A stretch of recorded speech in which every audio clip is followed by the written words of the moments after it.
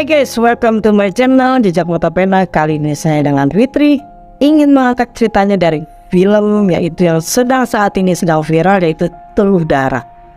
Jangan di skip video ini, jangan lupa like, subscribe, dan komen.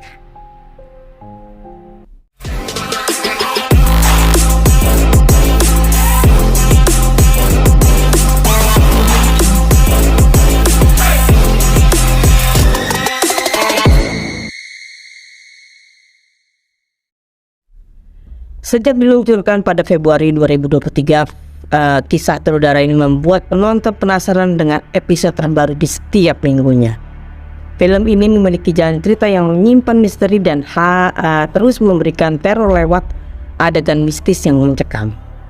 Penonton diajak untuk menebak siapa dalang di balik teror yang dialami oleh keluarga Wulan dan Esa.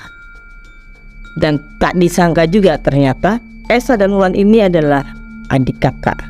Film ini ternyata diangkat dari sebuah kisah nyata gaib yang terjadi di tahun 1998, yaitu di Banyuwangi, yang pernah mungkin sebagian orang atau sebagian kita ini sudah banyak yang tahu tentang terjadinya tragedi Banyuwangi 190-98 yang disebut adalah tragedi Dukun Santet.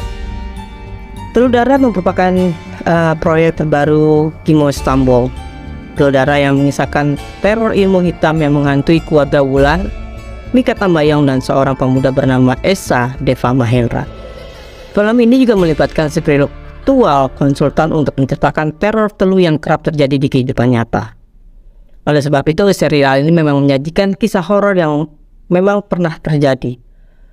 Penasehat spiritual tersebut menceritakan pengalamannya terkait teluh, apa yang terjadi dan bagaimana proses teluh penyerangan orang lain.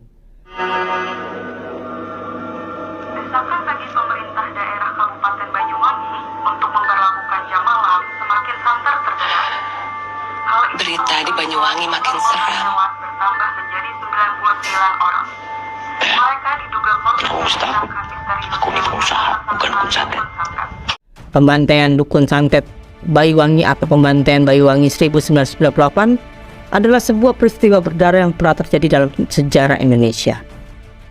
Peristiwa pembantaian Dukun Santet yang berlangsung pada Februari hingga September 1998 telah menewaskan ratusan orang.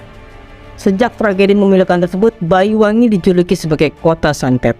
Hingga kini belum diketahui juga secara pastinya apa motif dan siapa dalang utamanya dari tragedi berdarah ini. Kabar angin terkait pelaku aksi pembantaian Dukun Santet di Banyuwangi pun berhembus liar. Ada isu yang muncul bahwa aksi keji itu dilakukan oleh orang-orang yang berpakaian serba hitam mirip ninja. Pada saat itu, masyarakat Banyuwangi mulai mencekam setiap malamnya karena korban terus berjatuhan.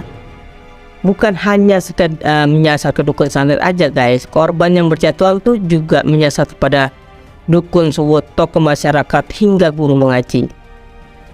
Peristiwa itu terjadi di Desa Pondok Nogo, Kecamatan Kabat, Banyuwangi, Jawa Timur. Masih di kecamatan yang sama, di waktu berbeda, Abdullah menjadi saksi peristiwa pembantaian saudaranya di Desa Sukojati, yaitu Arifin, beserta istrinya dan anaknya dibantai sekelompok warga.